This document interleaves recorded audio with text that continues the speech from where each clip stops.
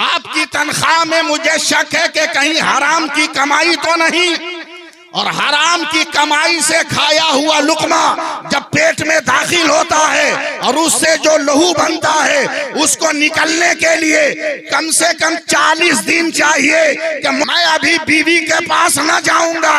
शक है कि हराम खून उसकी रगों में है, मेरी औलाद पाक साफ नहीं होगी, पहले 40 दिन हलाल खुराक खिलाऊंगा तब अपनी बीवी के करीब जाऊंगा। 40 दिन के बाद गए तो जब बेटा पैदा हुआ तो वही दुनिया तसव्वुफ का इमाम हजरत अब्दुल्ला बिन मुबारक।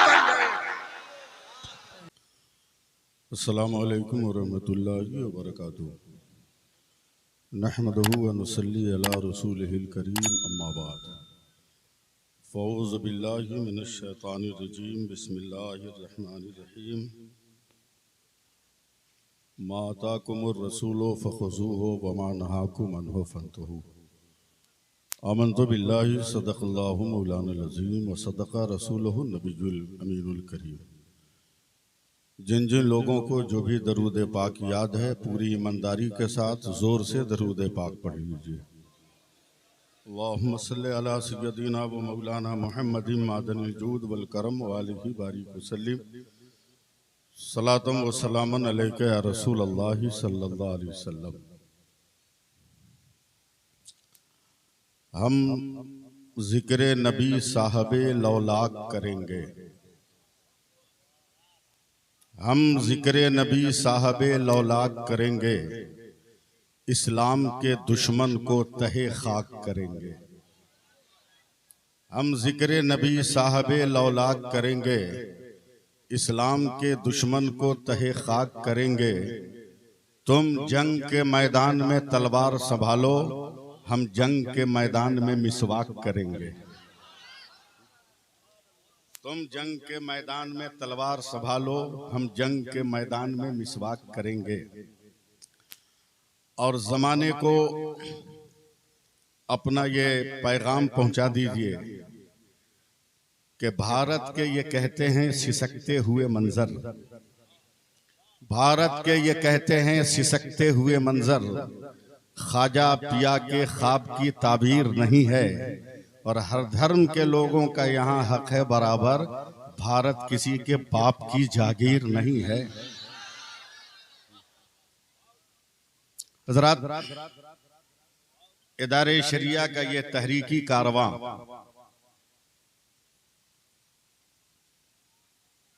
जिसमें जितने लोग शामिल है ये सब हाई लेवल वाले हैं, मगर ये धान के, गेहूं के, सरसों के खेतों में उतरकर आपके बच्चों के मुस्तकबिल को संवारने का कमर में बेल्ट बांधकर ये मैदान में उतर चुके हैं। इनका इस्तकबाल करना, इनका खैर मकदम करना, यह आपके ज़मीर की पहली आवाज होनी चाहिए।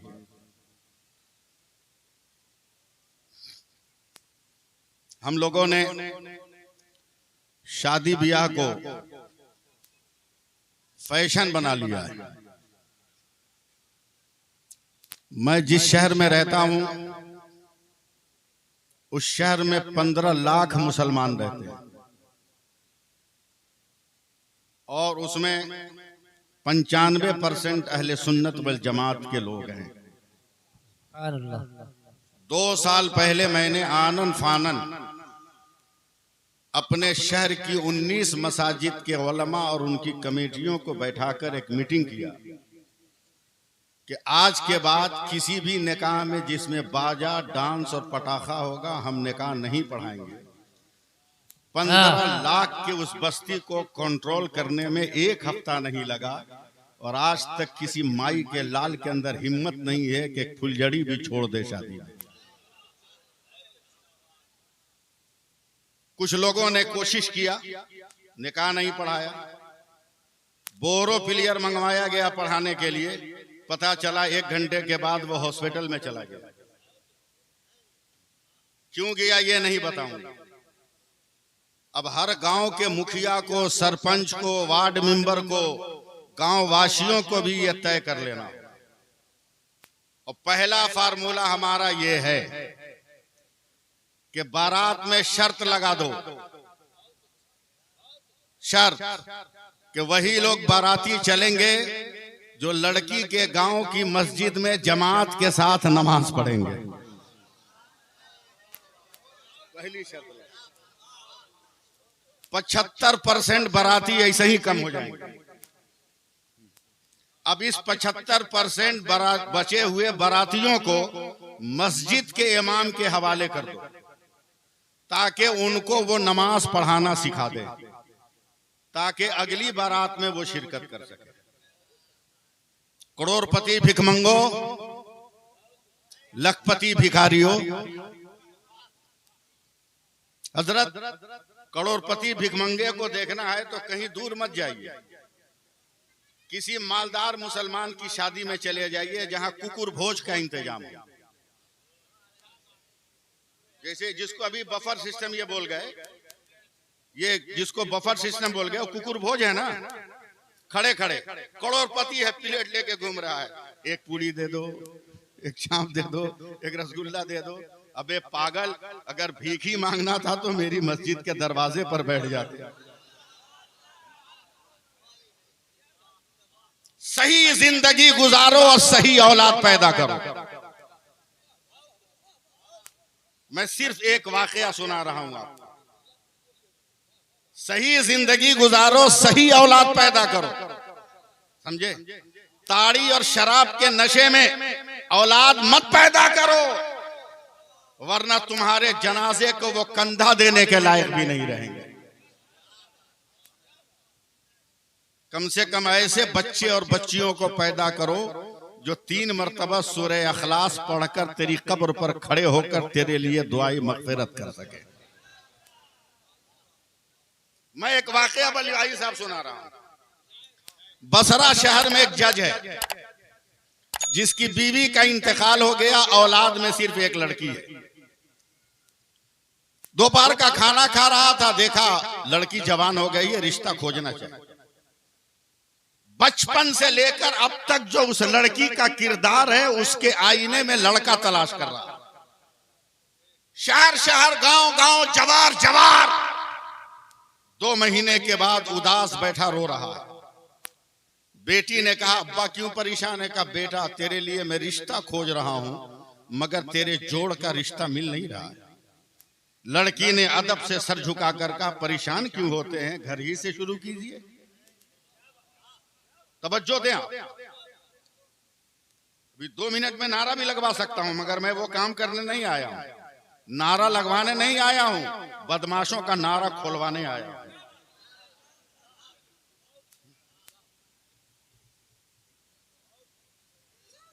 घर से तलाश शुरू कीजिए। हफ्ता 2 हफ्ते के बाद खानदान के एक फर्द को उसने टच किया, फिर रोते हुए कहा, बेटी मैंने सबको देख लिया मगर तेरे मेयार का नहीं। तेरा तकद्दुस, तेरी पाकीज़गी, तेरी हया, तेरी इबादत, तेरी रियाजत, तेरा वजीफा, तेरा जिक्र लाजवाब है बेटी। बाप को इतना फख्र होना चाहिए अपनी बेटी पर। मगर मोबाइल दे दिया, 6 इंच का छोड़ दिया, बस में जा कॉलेज में। हमें पता भी नहीं है कि वो बेटी कहां उतर कर मोबाइल पर क्या कर रही है, एहसास तक नहीं है। यह एहसास करना होगा।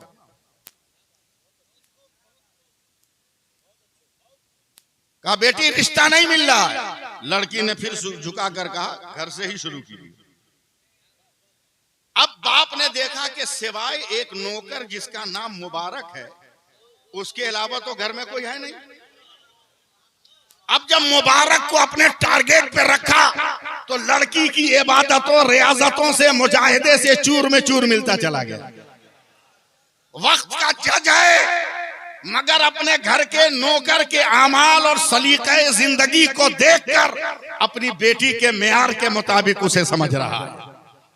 रिश्ता कर दिया, शादी हो गई, वही दामाद, वही बेटा भी है, अपने ही बिल्डिंग में एक तरफ दे दिया। मगर शरीफ बाप हमेशा अपनी बेटी को देखने नहीं जाता, वक्त जरूरत जाता है। 15-20 दिन के बाद देखा कि बेटी के रोते रोते गाल पर स्याह धब्बे पड़ गए, खिला हुआ चेहरा मुरझा गया। बाप ने दर्दो कर्ब के साथ पढ़ के जाना है ना, तो हाथ उठाइए सब लोग के यहाँ नमाज पढ़ के ही जाएंगे। हाँ, और चलिए जोर से सुभान अल्लाह कह दीजिए। हजरत बीच में कट गया जुमला, जरा आप लोग हमको जिंदा कर दीजिएगा। शादी के 15-20 दिन के बाद बाप बेटी के घर गया, देखा रोते रोते चेहरे पे दाग पड़ गया। कहा बेटा तुम खुश नहीं हो? तेरी मर्जी से मैंने निकाह किया था, शादी किया था। कहा अब्बा सब ठीक है, पता नहीं क्यों शादी को इतने दिन हो गए, शौहर अब तक मेरे घर में आई नहीं। जज है गुस्से में लाल पीला। का मुबारक, तेरी पसंद से मैंने अपनी बेटी से तेरा निकाह किया था। क्या खराबी है मेरी बेटी में कि तू अब तक मेरी बेटी के घर नहीं किया? जवाब सुनो मुर्गिया चक सीतामढ़ी वालों।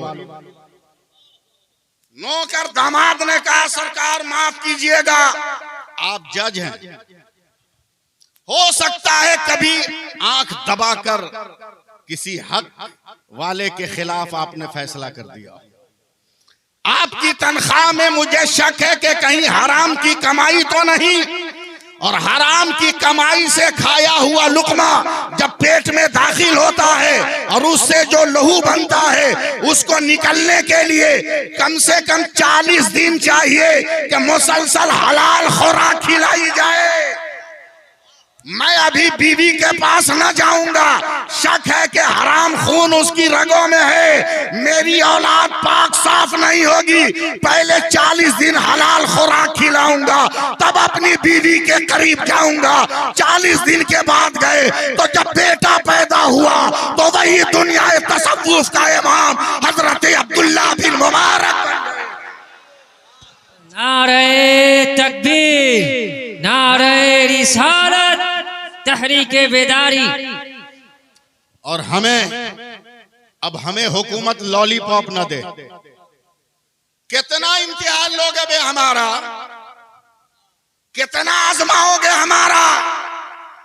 65 में तेरे दुम छल्ले भाग गए और मेरा बेटा ही अब्दुल हमीद बनकर पाकिस्तान के टैंकों को तोड़ता रहा। चलोगे तारीख के पन्नों में ये लफ्ज है, मगर अभी क्या करोगे? नवंबर में तुम्हारी सारी सेना फेल हो गई, तेरी डिफेंस की ताकत फेल हो गई, तेरी फौजी ताकतों का, तेरे साइंस की टेक्नोलॉजी का जनाजा निकल गया। मगर उत्तर काशी में फंसे हुए मजदूरों को जब बचाने की बारी आई तो तेरा पूत नहीं गया, मुसलमानों का 2 बेटा गया है। और फंसे हुए मुसलमानों को निकाल, सब फंसे हुए मजदूरों को निकाल। कितना सबूत लो? वो भी भारतीय होने का हमसे सबूत ले रहे हैं। अबे ये भारत तो हमारा है ही है। पहला नबी हिंदुस्तान में, सुभान अल्लाह, हमारा बाल बच्चा बोलेगा सुभान अल्लाह, सुभान अल्लाह। पहली वही हिंदुस्तान में, पहली नमाज हिंदुस्तान में, जिब्रील जमीन पर आए पहली बार हिंदुस्तान में, पहला सजदा हिंदुस्तान में। अबे समझते हो कि हम लाल किला के लिए बैठे हैं, ताजमहल के लिए बैठे हैं, कुतुब मीनार के लिए बैठे हैं? अबे जहां वजू कर लेते हैं वहां कुतुब मीनार बैठना बनता है, और जहां बैठ जाते हैं वहां लाल किला बन जाता है, और जहां दिल लगा लेते हैं वहां ताजमहल बन जाता है। नारे तकबीर, नारे रिसालत। हम इसलिए नहीं है, हम इसलिए हैं। चलो पूछो फिजिक्स के साइंस टीचरों से, पूछो साइंसदानों से, पूछो मैथ पढ़ाने वालों से, हिंदुस्तान का नक्शा क्या है और हिंदुस्तान की ज्योग्राफियाई पोजीशन क्या है बलियावी साहब? तो पूरी दुनिया का साइंसदान कहता है हिंदुस्तान, पाकिस्तान में सूरज अगर 35 डिग्री पे निकलता है तो 71 डिग्री पे गुरूब होता है। बांग्लादेश में सूरज अगर 38 डिग्री पे तोलू होता है तो 78 डिग्री पे गुरूब होता है। अफगानिस्तान में सूरज अगर 45 डिग्री पे तोलू होता है तो 88 डिग्री पर गुरूब होता है। मगर दुनिया का ये साइंसदान जब भारत के नुक्ते पर उंगली रखता है तो पूरी दुनिया का साइंटिस्ट कहता है हिंदुस्तान में सूरज 66 डिग्री पे तोलू होता है और 92 डिग्री फजरी पर गुरूब होता है तो मैं कहता हूँ दुकानें बंद कर। अब 66 हरफे अल्लाह का अदद है और 92 हरफे मोहम्मद का अदद है। भारत का सूरज सुबह को अल्लाह अल्लाह कहता है और शाम को या रसूल अल्लाह। नारे तकबीर, नारे रिसालत। भीख मंगो, दहेज लेना बंद करो। 2 मिनट बलियाबी साहब, जहेज लेना बंद करो। दिल्ली के अखबार में खबर छपी, खूबसूरत सौम और सलात की पाबंद, उमूर खानादारी में माहिर लड़की के लिए रिश्ता चाहिए। जो लड़का शादी करेगा उसके नाम लड़की का बाप अपना पूरा कारोबार कर देगा। अखबार में खबर छपी, सुबह एक से एक डिजाइन वाले लड़के खड़े हो गए लाइन लगाकर। फटा हुआ जीन्स, ये भी एक फैशन की निशानी है ना, है? जितना पैबंद लगा लो फैशन। और मौलाना कह दे नमाज पढ़ो तो बोलोगे एकदम आफत मचा दिया। अबे सबसे सस्ता मौलवी समझा, मौलवी समझा। मौलवी को हाथ चूमना चाहिए, पांव चूमना चाहिए कि तेरे बाप का निकाह पढ़ाया तो तू जमीन पर आया। और क्यों मौलवी तुमसे गिरा हुआ रहेगा? तवज्जो दें जरा। बलियाबी साहब, तुम ज्यादा से ज्यादा चौकीदार के वारिस होगे, जमींदार के वारिस होगे, थानेदार के वारिस होगे, मगर न ये जमींदार के वारिस हैं। मेरे नबी कहते हैं ये उलमा नबियों के वारिस हैं। सुभान अल्लाह। इनको समझो। दिल्ली में खबर छपी, भिखमंगे लग गए, शादी हो गई सेलेक्ट करके। 10 दिन के बाद बलियाबी साहब, शौहर अपनी बीवी से कहता, बेगम ये भी किसने रखा है? नाम पता नहीं है तो अच्छा है कि गाफ से रखा है। समझे? बेगम अब्बा जान ने क्या यानी अदब के साथ बोल रहा है। इस समाज में बाप को बाप कहने को कोई तैयार नहीं है, मगर ससुर ने 5 लाख दिया है इसलिए अब्बा जान कहता है। हाय रे भिखमंगा, अब्बा जान ने बिजनेस ट्रांसफर नहीं किया, कहा तुमने मांगा ही नहीं, मांगो। तैयारी किया। हजरत वही जूता पहना जिसको सालियों ने चुरा के चूना लगाया था।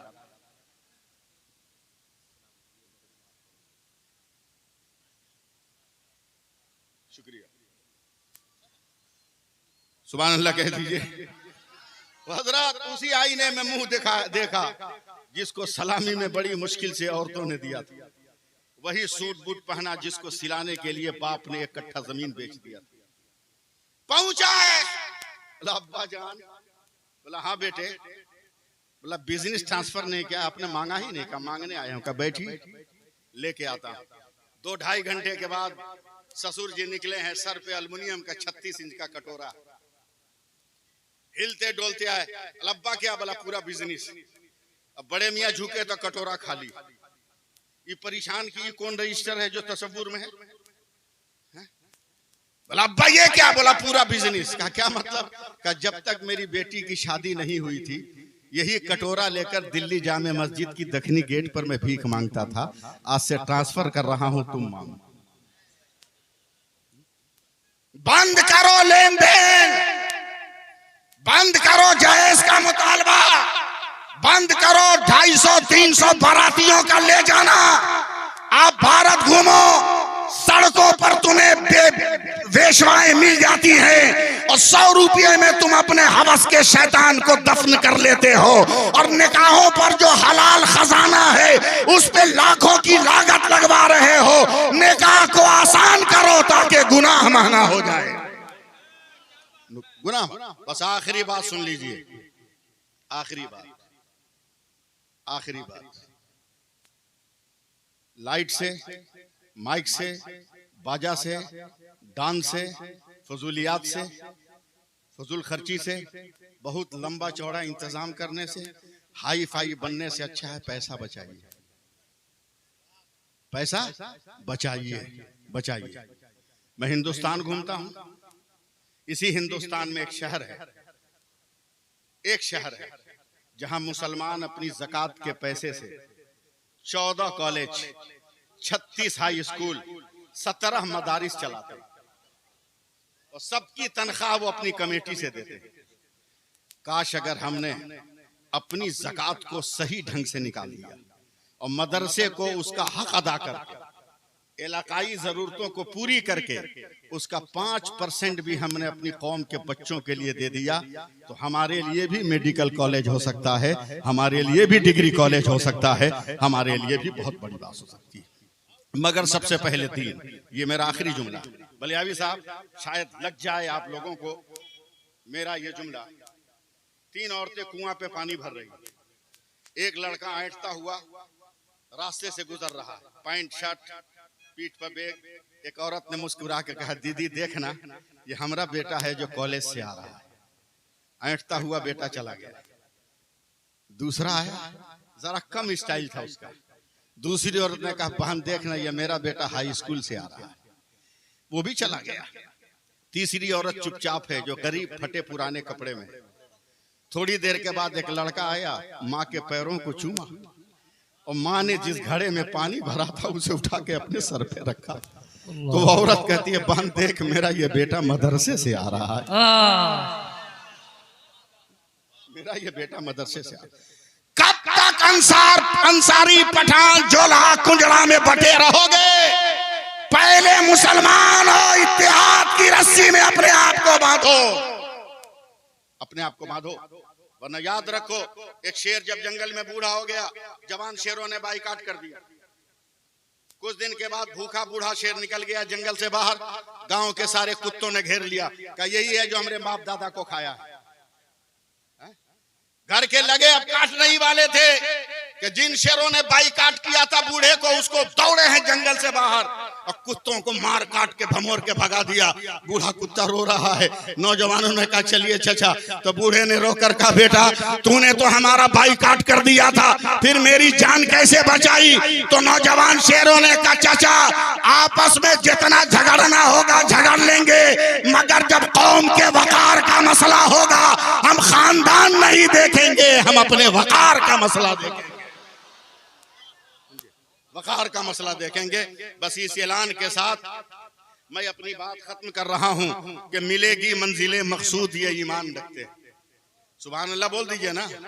इनके खड़े होने का मतलब समझ रहे हैं आप?